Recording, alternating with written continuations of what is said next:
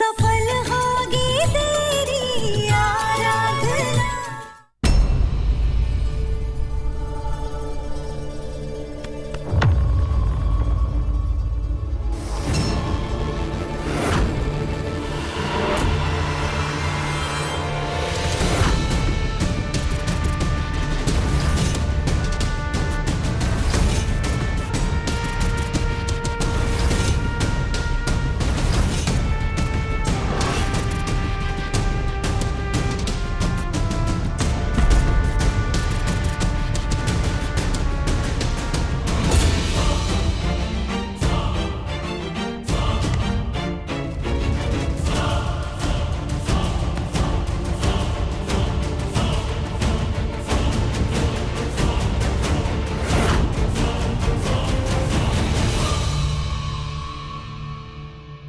बहुत अच्छा काम कर रहे हैं आप। देविका जी इतना डर गई हैं कि अब वो हमारे झांसे में आ गई और हमने साहब जी की वो दवाइयाँ भी बदल दी और देविका जी को उस डॉक्टर की लाश दिखाकर इतना डरा दिया है कि अब हमारा प्लान जरूर कामयाब हो जाएगा।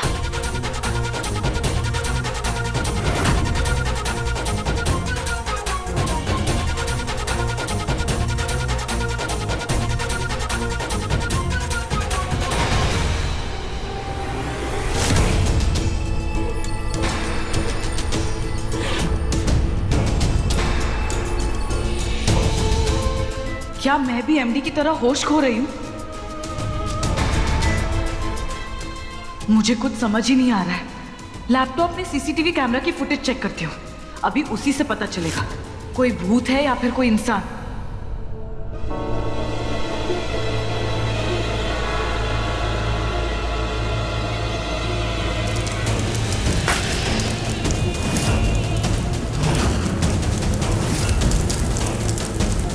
आग अपने आप कैसे लग गई? इसका मतलब यहाँ सच में भूत है। हमें देविका को इतना डराना होगा कि वो खुद ही अपना जुर्म कबूल कर ले।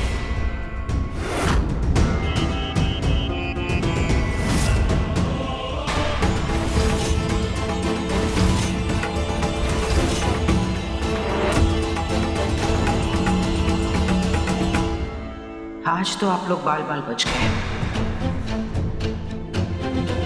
वो देखिए, देविका ने सीक्रेट कैमरा लगाए रखे हैं।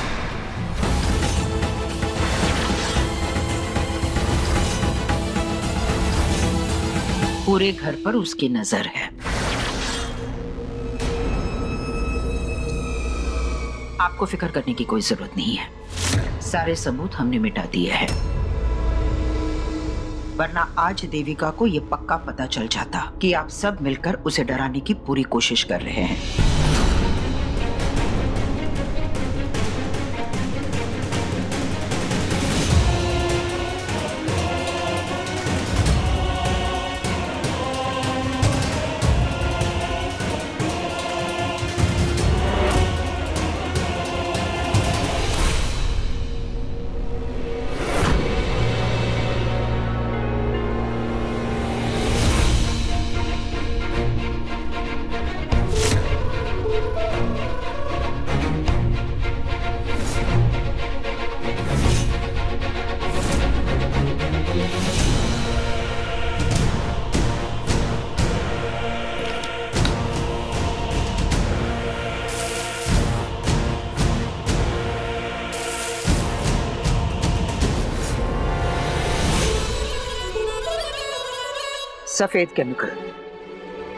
सफेद केमिकल में कुछ ऐसी चीजें होती हैं, हवा में आते ही वो बहुत ही गर्म हो जाता है, जिसकी वजह से वो किसी भी चीज को आग लगा देता है।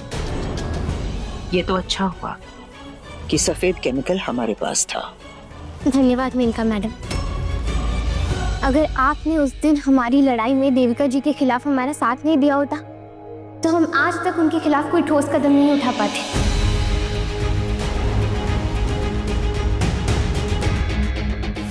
हम उस घर वाले डॉक्टर को बुला लेते जिन्होंने साहब जी का इलाज किया था।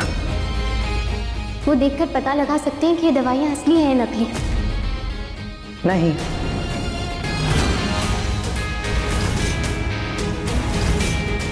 आप दोनों ऐसा कुछ भी नहीं करेंगे।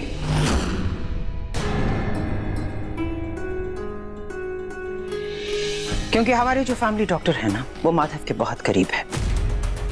वो जाकर माधव को सब कुछ बता देंगे।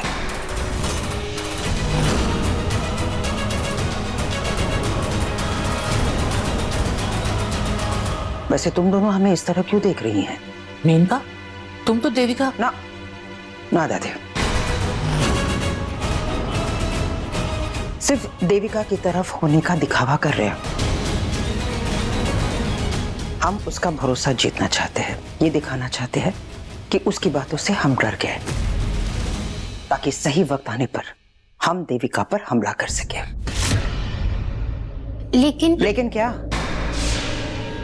लेकिन क्या आराधना, तुम्हें क्या लगता है कल की आई हुई छोकरी से डरकर हम चुपचाप बैठ जाएंगे? बिल्कुल भी नहीं।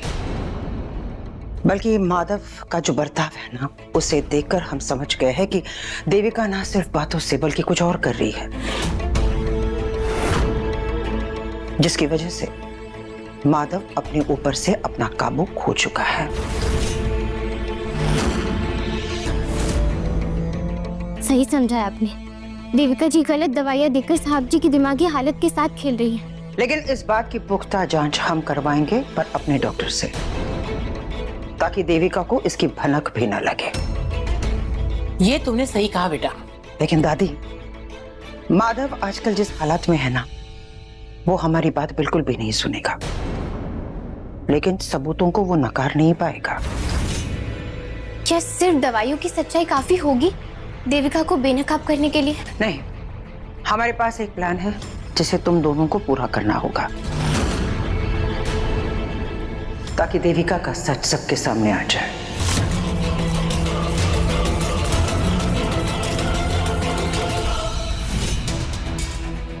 उस रात अगर आपने नहीं बताया होता कि देविका जी ने उस नकली डॉक्टर को मार दिया है, तो ये खेल हम कभी खेल ही नहीं पाते। मेरी बेवकूफी की वजह से एक मासूम की जान चली गई।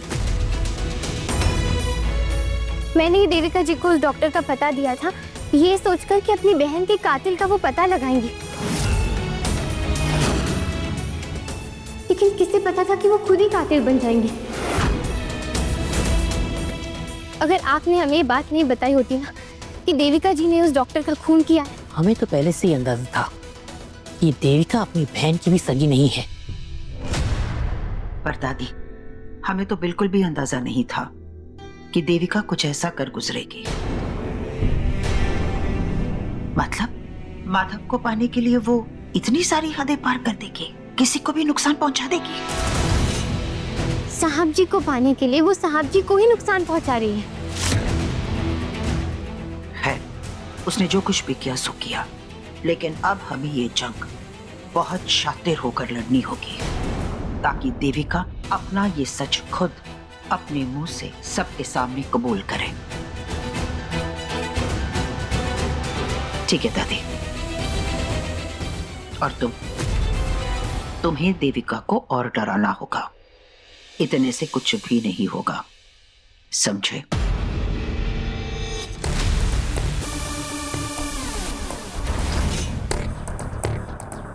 तुम्हें देविका को डराना है, हमें नहीं। चलो मास्क उतारो।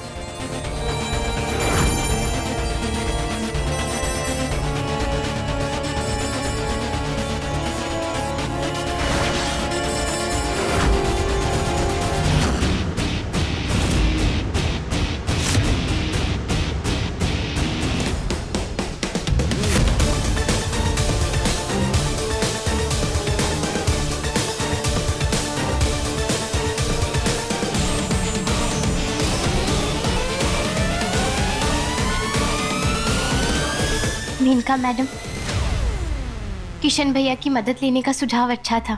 ऑफ कोर्स, ने भैया को बचाने के लिए ना मैं कुछ भी करूंगा, किसी भी हद तक जाऊंगा।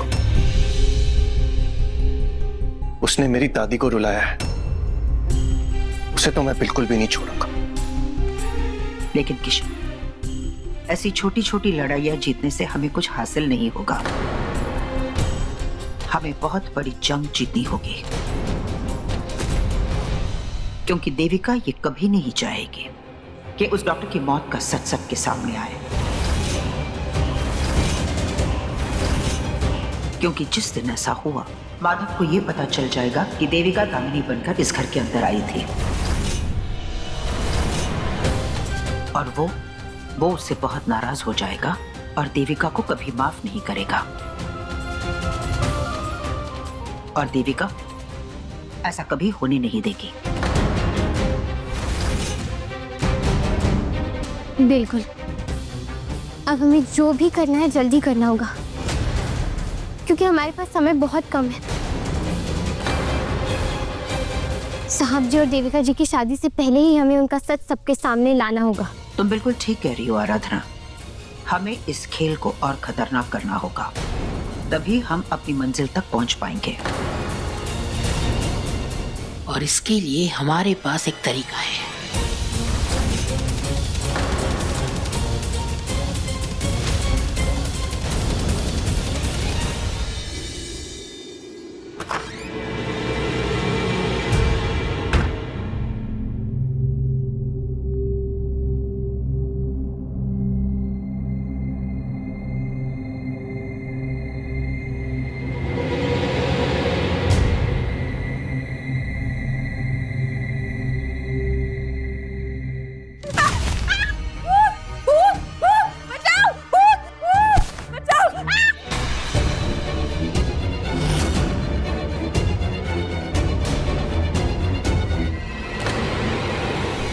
बेटा, कोई भूत नहीं है यहाँ, हम हैं दादी। आज पूर्णिमा की रात है, तुम्हें चंद्र देवता की पूजा करनी है और चावल की खीर बनानी है। अरे दादी, पूजा रात को करनी है ना? 4 बजे सुबह मुझे क्यों उठा रही है? अरे बेटा, तैयारियां तो अभी से करनी पड़ेगी ना। आज लक्ष्मी जी की पूजा होनी है, तुम्हारा व्रत है, तुम्हें चावल की खीर बनानी है और रात को चंद्र देवता की पूजा भी तो करनी है। उसके बाद जो तुमने खीर बनाई है, उस खीर को रात भर बाहर रखना है और उसके बाद होने वाले पति को ये खीर खिलानी है। इससे तुम्हारा आपस का प्यार भी बढ़ेगा और वो हर बीमारी से मुक्त हो जाएगा। ये सच में कोई रस्म है भी, या आप दोनों बस मुझे परेशान करने के लिए ये सब करवा रही हैं मुझसे? तुम ऐसा क्यों कह रही हो? हम भला ऐसा क्यों करेंगे? हाँ देविका, सारी शादीशुदा औरतें ये रस्म करती है, डिंपल भी करेगी और मेनका भी करेगी। और पति को खीर खिलाने के बाद पत्नियां उनसे अपने मांग में सिंदूर लगवाती हैं। हाँ देविका, ये रस्म पूरी करने के बाद तुम्हारा और माधव का जो रिश्ता है ना, वो 7 जन्मों तक बन जाएगा। इसलिए जल्दी उठो और तैयार हो जाओ रस्म के लिए।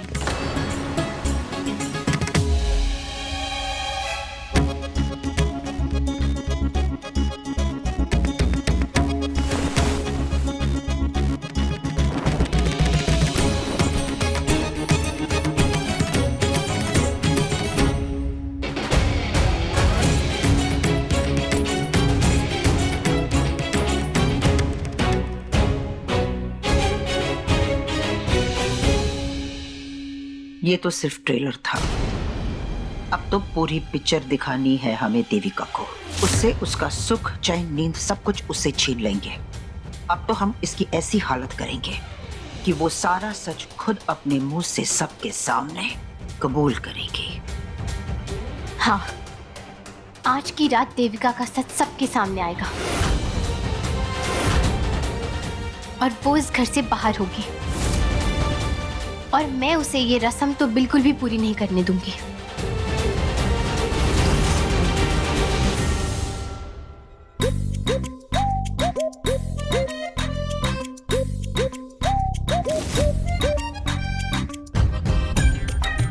देविका, अच्छे से करो, देखो वहां कितना गंद है।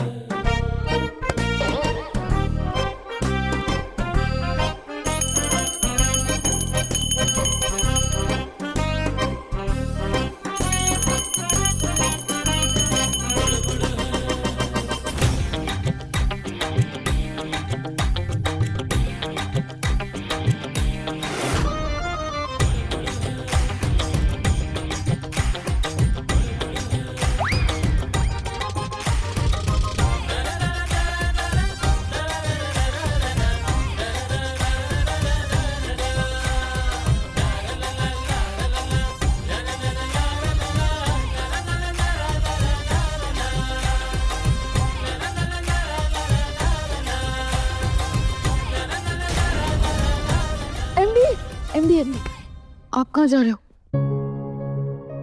अभी तक तो ऑफिस ही जा रहा था, क्यों नहीं जाऊं? पर दादी ने तो बोला ना कि आज रात को हमें पूर्णिमा रात वाली पूजा करनी है। पूर्णिमा रात की पूजा है ना, रात को करेंगे, रात तक आ जाऊंगा, ठीक है? एमडी, आपको पता है आज सुबह ना 4 बजे से उठ के मैं काम कर रही हूँ और अब ना मुझे खीर भी बनानी है। बहुत थक गई हूँ एमडी। आपके मेरे साथ थोड़ा टाइम नहीं स्पेंड करेंगे?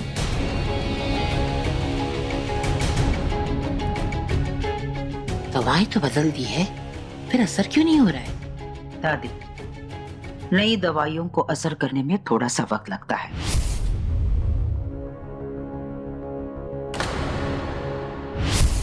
रुको ना। दादी? दादी नहीं, देविका। देविका, विनायक के खाने का समय हो गया है, उसे भूख लगी है, जाओ जाकर उसे खाना खिलाओ।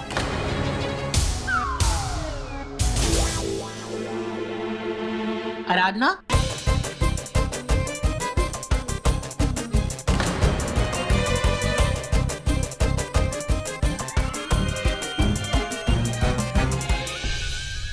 चलो।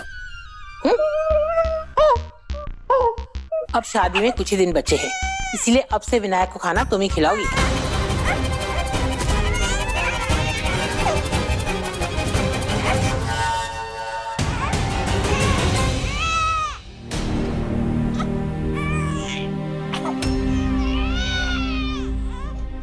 ऑफिस क्लीन कर रहा हूं मैं।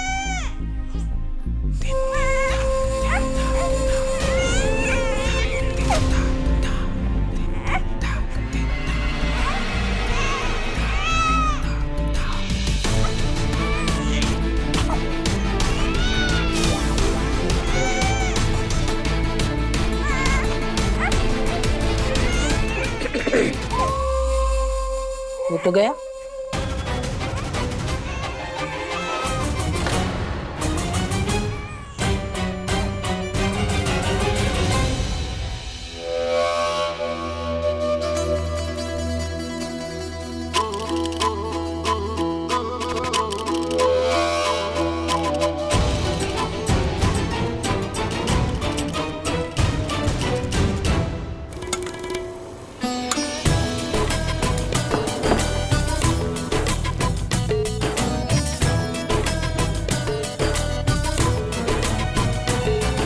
ईशान, मैं तुम्हारे लिए यहाँ खीर बना रही हूँ और तुम वहां बैठ के रील देख रहे हो। इधर आओ, मेरी मदद करो। वैसे तुम्हें आजकल हो क्या गया है? कहाँ खोए रहते हो सारा दिन? और कल रात को कहाँ थे तुम? इतना लेट क्यों आए थे? बोलो। हे भगवान, हमारा चोरू का गुलाम भाई अपनी बीवी से कुछ नहीं छुपा पाता। वो एक्चुअली ना मेरे पेट में बहुत दर्द हो रहा है डिंपल।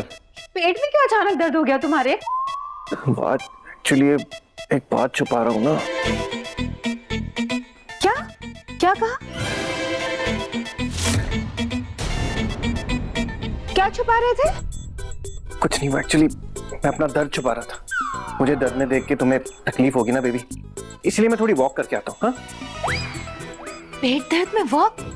ईशान, दीदी, ये क्या हो गया आपके भाई को? मुझे तो लगता है बड़े भैया की तरह ना इनका भी दिमाग खराब हो चुका है। आराधना, प्लीज तू मेरी खीर देख लोगी? मैं फ्रेश होके आती हूँ। Thank you.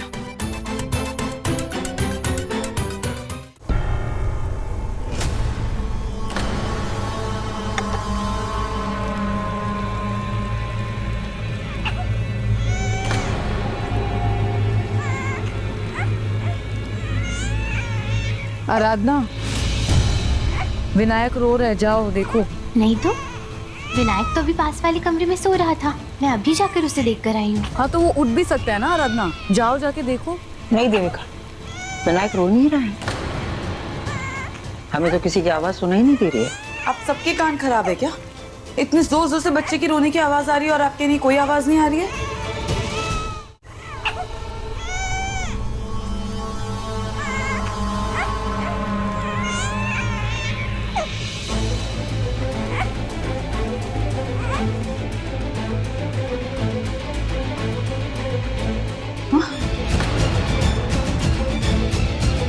ये तो अच्छे से खेल रहा है, तो फिर मुझे इसकी रोने की आवाज कैसे आ रही है? ये सब मेरा वहम है या घर में सच में भूत है?